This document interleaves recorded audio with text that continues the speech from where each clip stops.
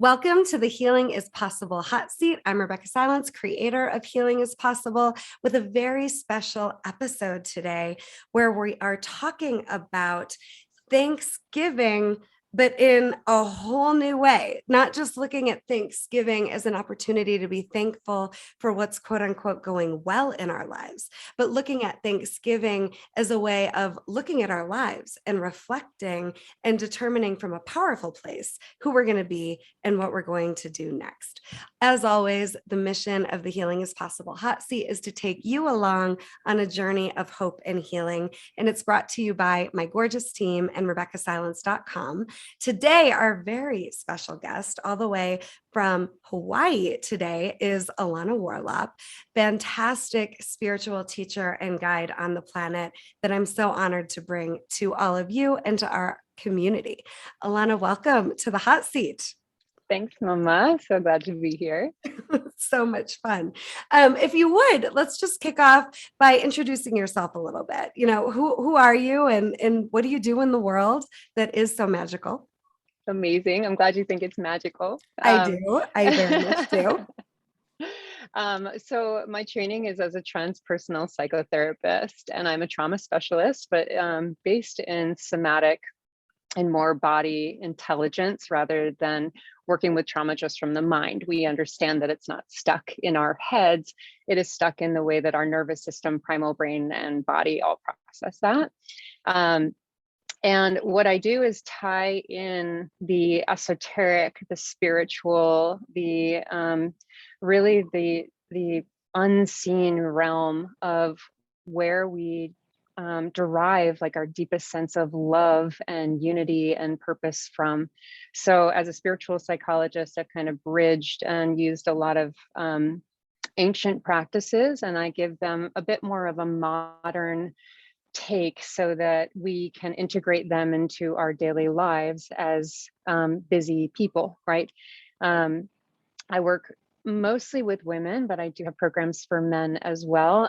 But what I've found is that my work with women, there was like a point in my practice where I closed it down and was like, there needs to be a reorientation, because what I can see from this, these energies of healing, which are, I call, and you can call them whatever you would like, the essence of the divine feminine nature, right? And so I started working with this energy and going on nomadic, journeys and getting transmissions from lands and different people. And I traveled all over the world, doing a lot of sacred ceremonies to kind of package and see like, what is this divine feminine frequency that we are streaming down onto this earth, and how do we start to amplify that and create more women that are empowered about the divine feminine, because it's our natural essence.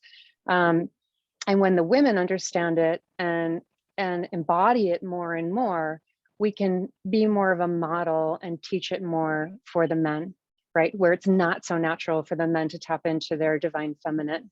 And they almost need permission and a soft place to come and understanding. So when we have power around our softness, our creativity, our intuition, then it's like we kind of are able to build a new template for how that looks in the new world.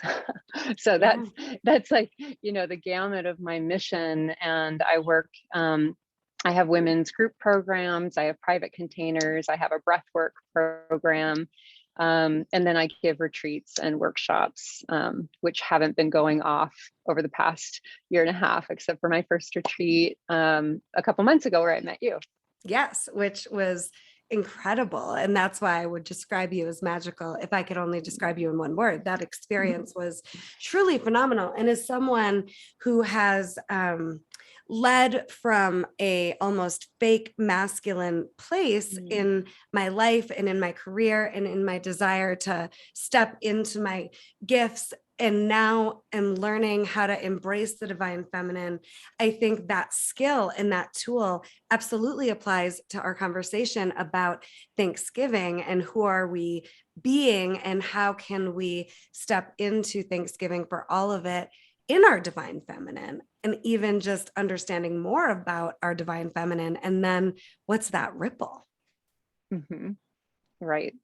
Right. Because essentially, I mean, again, you can call it whatever you'd like, but it's feeling like you have emotional mastery over yourself, that you are the place where you understand how to source your own infinite fountain of love within you, and then move into things with grace, whether they are the light, whether they are, quote unquote, the dark.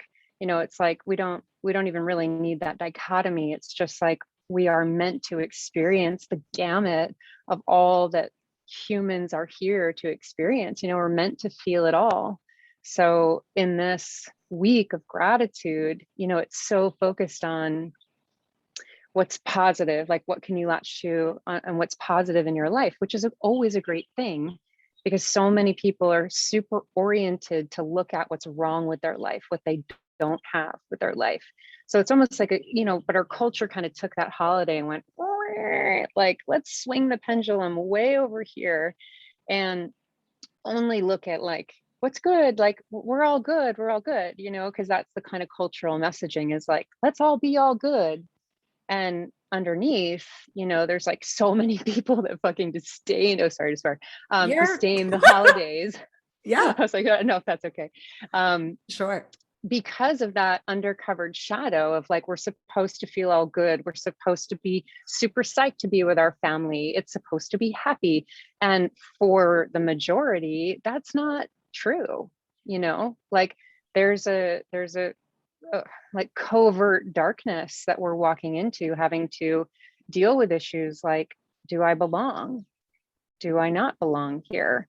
Do I fit in with them? Do they see me? Do I have anyone at all? Am I lonely? Am I desperate? Right. And so there's this huge shadow piece that comes up around, not only Thanksgiving, but the holidays. And that's something that we have culturally just said, let's put a blanket over it like we always do, and just say, yeah, just keep being grateful for the good things. Right. Yeah. So it's like it cuts us off from that direct like reverence for this massive, shadow piece that's coming that could really transform us during this time. It's like a really powerful portal at the end of the year to transform as we move into a darker, if you're in the northern hemisphere, darker, days and nights, that we get to work with the shadow more. That's the beauty of this time. So why do we only say, yeah, like, let's just feel good.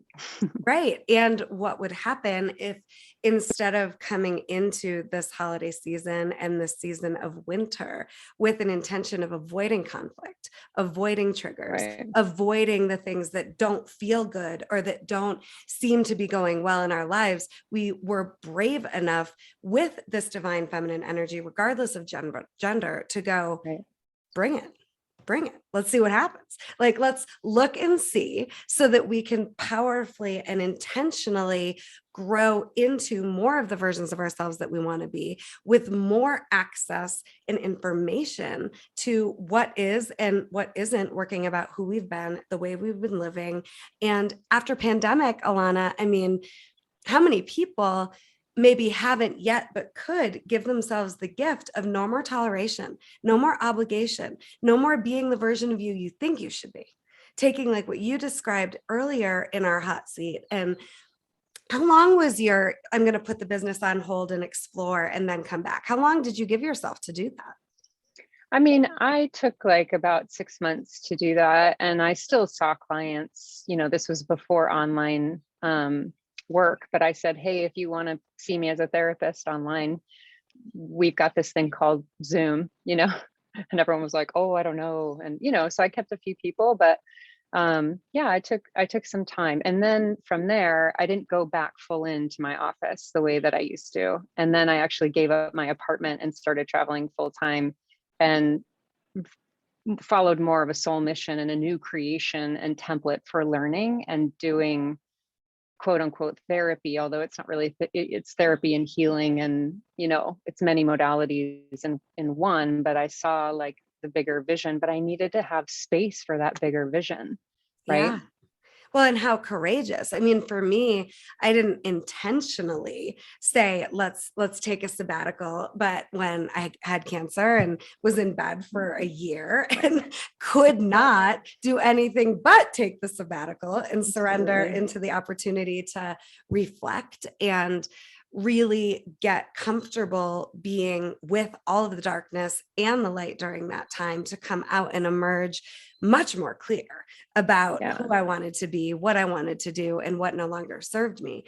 I had my own experience of that. And what if we could all be brave enough to give that to ourselves? And then what would you say about how people can do that entering this holiday season? Yeah, I mean, it's great to really note that, like, you don't need to, because so many people will kind of brush that off, being like, oh, I need to have like a long amount of time that I take Yeah. out of my life. And I don't have that. I have kids, I have a job, I have a life, all these things. And so my messaging and is that it's like, you don't need that. You need 10 minutes a day. You need 10 minutes a day to be able to sit down with yourself. And it's like 10 minutes, 20 an hour, maybe 30 seconds here or there. It's like, get present with yourself.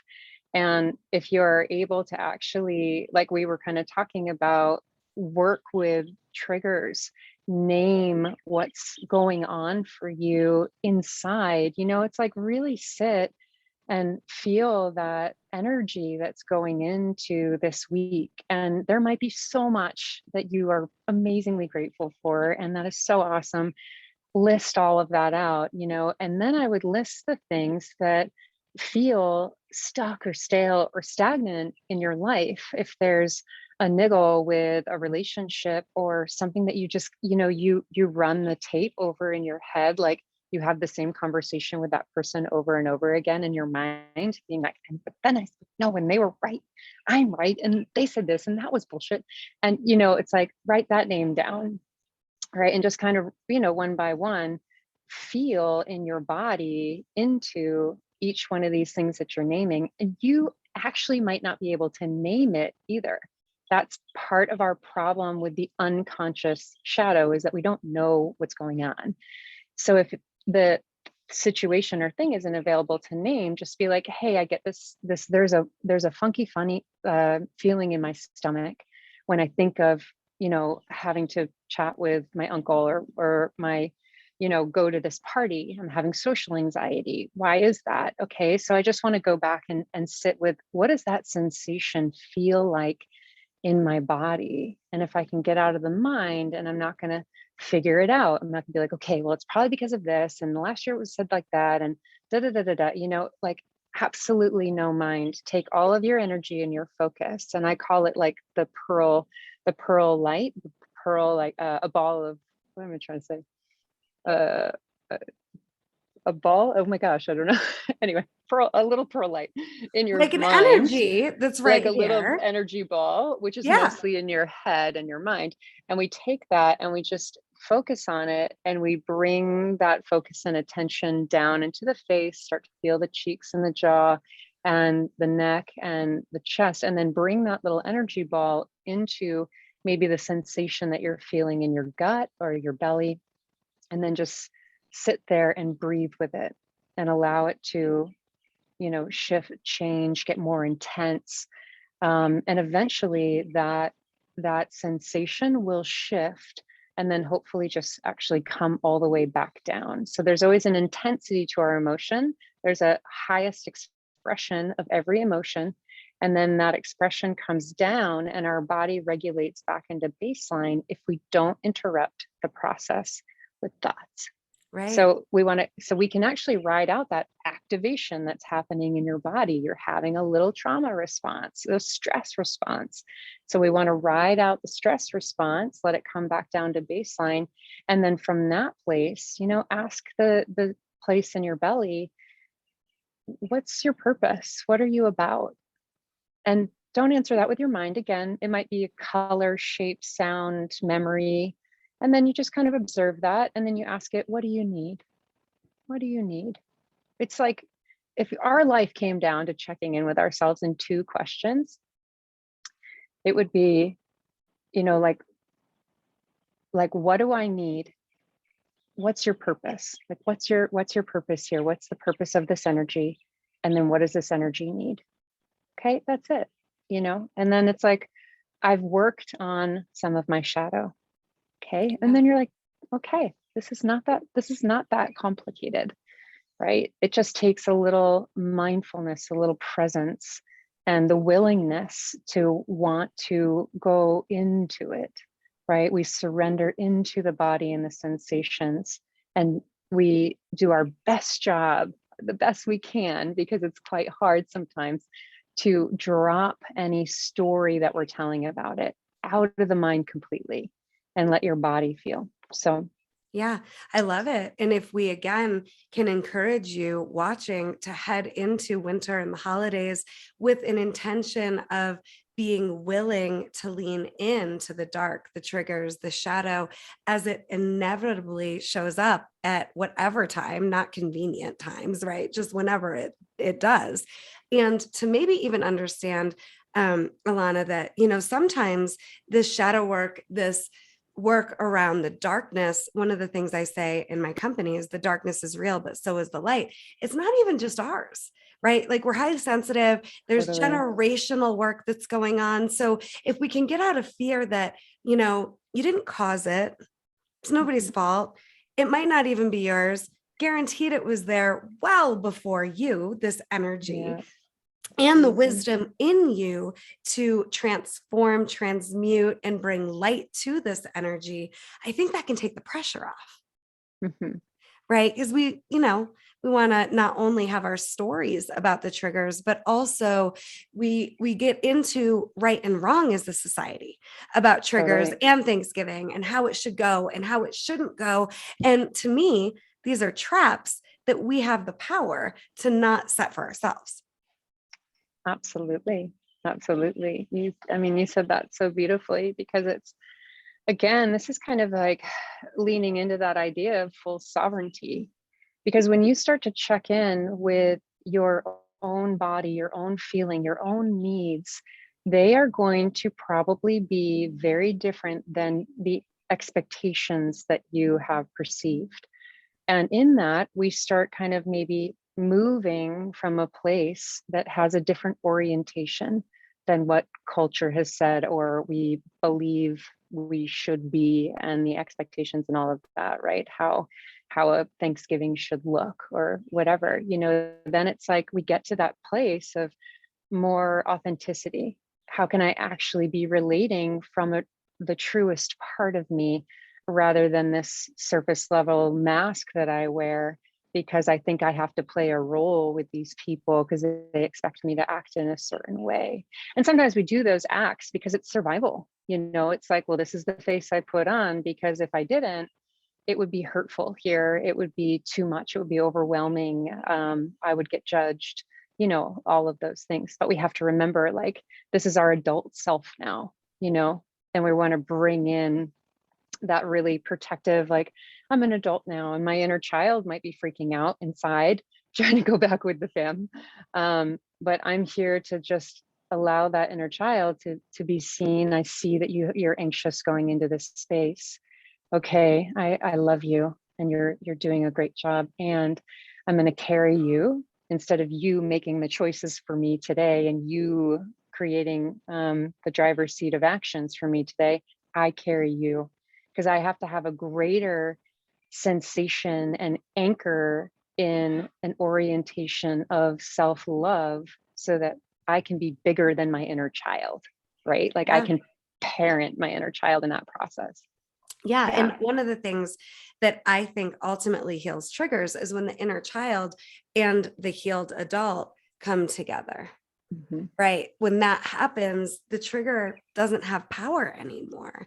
And it's possible. And I love the term perceived expectations. If we can all just remember these expectations that we think are being put on us or are what we're supposed to do, what we should do, and the list goes on, then we create evidence to support that. And I think this is another thing about triggers and darkness and shadow work. We create evidence to support what we believe is possible and what we believe is not possible. And our survival personality wins when we are asleep to the power we have to transform what we think is the way it is, because it doesn't have to be. Totally. It's like, go ahead. I want to hear what you were going to say. No, I was like, it's like that limbic. I always tell people your limbic brain will win every time. Like Right. your limbic brain is a survival mode, Right. and that one carries all the old defense mechanisms. Until you Right. give it new and better defense mechanisms and you build those in your body, your limbic brain will hijack you every time, no matter how much you know and you've studied and growth work you've done. You've got to really do the work that works with your nervous system and your body. Yeah. Well, And I love that you're saying it that way too, Alana, because I really think healing is a unique, individualized experience, right? It's not the same for everyone. But what I do think is a universal truth is that when your survival personality feels threatened, you're saying it will win every single time until and unless you catch it, look at it and say, hold on. As I let the survival personality die off, it will feel like you're dying, but you're not. You're actually making room for more life, more freedom, and that more honest and authentic version of you that's dying to get a chance to live and express.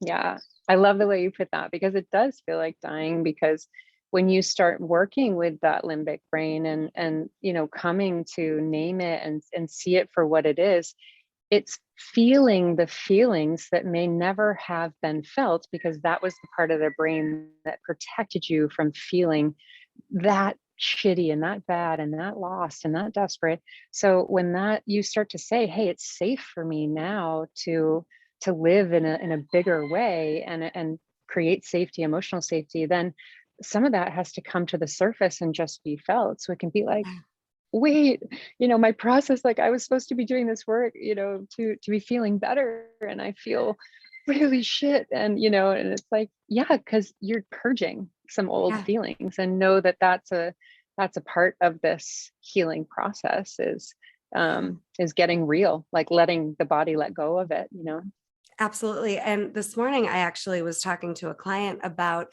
her life is exactly how she always imagined it could be. And now she's having more anxiety than she's ever felt. And what I was talking to her about is, well, hold on a second. Let's just consider that you got your life so safe that your body is saying, hey, can we do some work to release some of this bottled up, stuck trauma, stored, blocked emotion, all these things, because you've done the work as a gorgeously fully expressed adult to set your life up for me to be able now to feel safe enough to deal with some of this. So don't think that just because there's some bubbling of some icky offness or just ugly energy that you don't want to face, that something wrong is happening or something bad is happening. Give yourself some credit that you've done whatever you needed to do for your body to say, hey babe, let's go. Let's get rid of some of this. We don't need it anymore. Yeah. Right. And when you have that awareness, what a mastery, because you're coming from a place of, I get it. And now full permission, like you are allowed to be here. Right. So then that's that powerful place where we start like gaining that power of like, I like how you have this kind of bring it attitude with it. It's like where you are, you're like, hey, I know what's going on. Come on. I'm here to love you. I'm here to transmute you with the amount of love that I have. And I know that you don't have power over me anymore. Right. Yeah. Right. I'm the one in control here. Right. And the more we go, nothing's wrong. I just get to decide, am I going to be with this so that it can release, or am I going to fight it so that it takes me over? Right. So those are the options.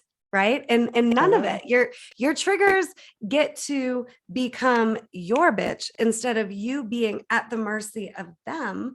And that really does come from a willingness to face no matter what it is that shows up in front of you, because freedom's on the other side.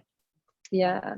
And I'm going to just do one distinction around that too, because sometimes people get a little bit caught up in the fact that I don't want to face what I went through in the past. Yeah, Right. good. Let's talk about this. It was so bad. It was so horrific. Like, I can't go there.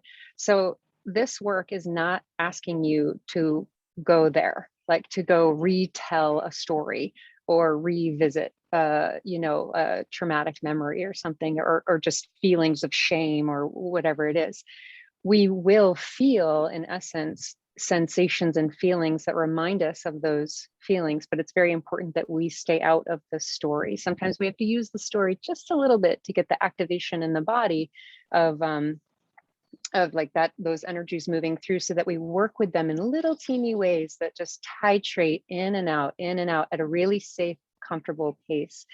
And there is, when we boil it down, like if we're out of the story and out of the mind, and what did it mean about me, and what is it, most of the time, if we're in shame or guilt, it's a story. It's a perceived perception, and it's a hardcore wired one a lot of the time that we need to get into. But if you can move from mind to body sensation, there's nothing you cannot feel, because they're just sensations in your body. Right? No matter how, even if you're feeling nauseous or your throat closing up. I've never seen anyone's throat close up to choke them, right? So that they die, right? Like, sensations in your body will not kill you. So remember, like, there's nothing you cannot feel. And feelings are sensations in your body. They are not the stories in your mind. And Okay. they always won't last forever, and have a No, no. beginning and a middle and an end. And I'm Yeah. really grateful you brought this up about, we're not trying to re-traumatize everyone, but I believe, Alana, that triggers become patterns that run our lives in different costumes with different characters. So the whole point of today's hot seat and this message is to help you take your power back, instead of being at the effect of, triggers, energy, people, expectations, environment. You're more powerful. And then that inner child will keep re-experiencing the trauma in different ways until you take your power back. So today is a little bit in bite-sized chunks around how you can do that, because it isn't overnight, and it isn't, again, magically going to happen the way we want it to, as fast as we want it to. But if we're willing to be here as long as we need to be until it finally shifts, knowing and trusting that as long as you stay in what feels so disheartening, uncomfortable, terrible, it will shift. Hopefully that can bring you a little bit of hope and peace. Absolutely. And I can just feel that's like, that is true alchemy, right? Oh, I get chills. You are a fucking priestess when you can do that. And it's available to all of us, priestess, all of it, it's gender neutral. Yes. I always come from this like feminine perspective, Yeah. but it's like, that is us returning to these ancient practices of high alchemy.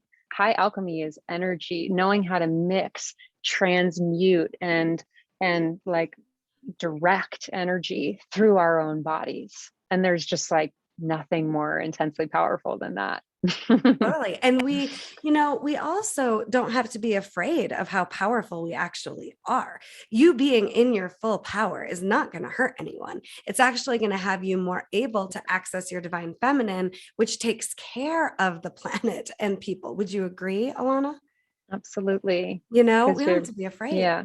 Right. Because you're activating a side of you that isn't like, hey girl, like, I'm the queen of the castle here. And you become the queen of your, I call it the queen of your inner queendom, or the king of your inner kingdom, where the parts of me are the ones sitting at the round table.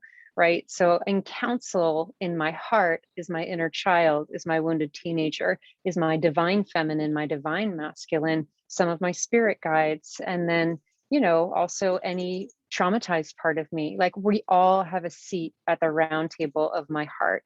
And when I am in command of that queendom, then this is where I come from. I access true power. It's soft. It's humble. It wants to hear others and listen. And I don't from that place, I'm not like, I have to show you who I am. That's powerful. And I've got to be the best, boss babe bitch around. And it collapses the field of competition and comparing, like that's all old template stuff that comes from wounds and insecurities. And so when we're really in this process, walking this path of spirit, it's like we come to just say, like, I'm fine actually with being nobody, and in essence, I'm everyone. Yeah. So if someone's coming to you, you're a mirror for me. How can you reflect a part of me? How can I have compassion for that part? There's just these like multidimensional ways of looking at our existence and what's coming to us and how we've drawn that in and built that. So that was kind of a tangent. I'm not really sure where I love it though, my because original point was, but I think, people don't necessarily think about power as being soft. And I heard somewhere along the way someone say, the most powerful person in the room is the most relaxed person in the room.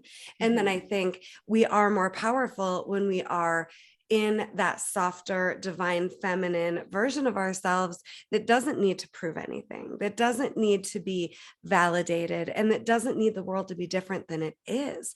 And conceptually, this can maybe sound complicated, but what if this Thanksgiving and this winter, we all just step into relaxing in to our inner being and letting that inner being, the wisest version of ourselves at that round table, kind of take the reins and see what happens and not have to do, push, push, push. And to me, when I was talking earlier about the fake masculine me, and a leading along part of my life for decades, I didn't know yet I could just calm down and not try to control everything, right? Because how do we trust that shit will get done if we're not in control? But man, does so much more happen when we give it up. Yeah. I mean, again, that's some of the feminine, and again, not woman or man, but the feminine mystique and the magic comes in not controlling and letting flow happen in your life. And yeah, you do have to practice with this muscle of trust. Okay, if I let go and, maybe somebody else gets to step in and, take responsibilities, and you're like, well, my husband, he won't, if I do, I can't because he won't do the things and da da da da da. I'm like, I'm like, do you allow for it? Can you receive it? Have you emasculated somebody so much because you're always controlling that they don't feel powerful around you? So they don't, it's like a switch that's been shut off, right? So that works in these dynamics too, of like, when I soften, it allows space because we have this polarity going between, two people relationships. So when I soften, someone actually will grow a little bit in their energy. And when I grow and get bigger with my energy, someone will have to come down again. Right. So this is how we play that kind of interwoven relational dance, whether it's with our children or our partner or our friends, Yeah. So if you have to actively take on something different and just see what happens, but do it consistently. We don't do that once and it's like, well, see, it didn't For work. sure. I'm glad That's you said more that. evidence I'm not going to do that. Right. It's Right, like, well, you right. didn't really do it. If you're not doing it as a test, right? Well, let me see if this works. You prove yourself to me, universe, right? Don't come with that energy. That's not a universal energy. It's like, I'm going to open to something new and just see what unfolds and look for it to unfold. Don't look for it to fail. Right. Yeah. Yeah. And it is a trust fall to let go of what we know keeps us protected and surviving in these moments of difficulty and struggle. But what if there is more possibility in life on the other side of the struggle, Absolutely. of the pain? That's what we're here to offer you, Yeah. around some soul food for you to chew on as you head into Thanksgiving. Alana, thank you so much for the gift of being with us today. What final thoughts do Absolutely. you have? And then how do people get in touch with you? Um, I just loved this conversation because there's not so many people that like to bring up and say plainly and directly, like the shadow and the dark and triggers. And I'm just like, yeah, girl. Because yeah, we can, talk about the expansion and the light, and inevitably what you're doing is this, is like trigger shadow work first. And then, we do less and less as we work through the bulk of it. It gets lighter and open. And then your world opens to this whole new level of emotional freedom. Like when you feel that safe, you aren't afraid to make choices that kind of allow you to be seen more, to expand more, to invite in, more abundance and love and true intimacy into your life. So I'm so happy to have this conversation with you, Rebeccah, and I really commend and respect your work. So thank you so much for doing that in the world. And to be in touch with me is Alana Warlop is my website, alanawarlop.com. Alana Warlop on Instagram is another great place. I do a lot of writings on Instagram, little lives and things like that. And then there'll always be like announcements for events and the next programs. And just getting on my email list is honestly the best way, which you can do through the website. Yeah. Wonderful. Alana, it's an honor. I adore your work and you. It's such a gift to have you in my life and on my team now. And to the Healing is Possible family and community heading into this Thanksgiving, my wish for you is that you find at least glimpses and small moments where you're connecting to that softer side of you that just knows, cliche as it sounds, this too shall pass. There's more life on the other side of whatever it is that's showing up, and whatever's showing up is gold. It's gold. It's not just some of it's gold and rocket fuel for your life. It's all gold and rocket fuel for your life when you will lean in, when you will get willing to be with it and explore different parts of you that could be leading that maybe haven't had that chance yet.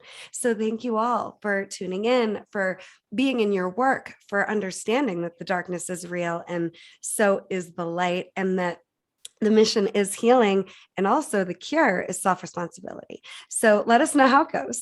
Let us know how Thanksgiving goes. Thanks for being here. Again, visit RebeccahSilence.com for more services, more information, free material. And ladies, if you're liking what you're hearing today, you got to come and join me in Colorado Springs, January 7th, 8th, and 9th for the Healing is Possible Women's Weekend, where you could spend 3 full days exploring you in a whole new way. All right, everyone. Thank you so much. Thanks again, Alana. Love to you. See everyone soon.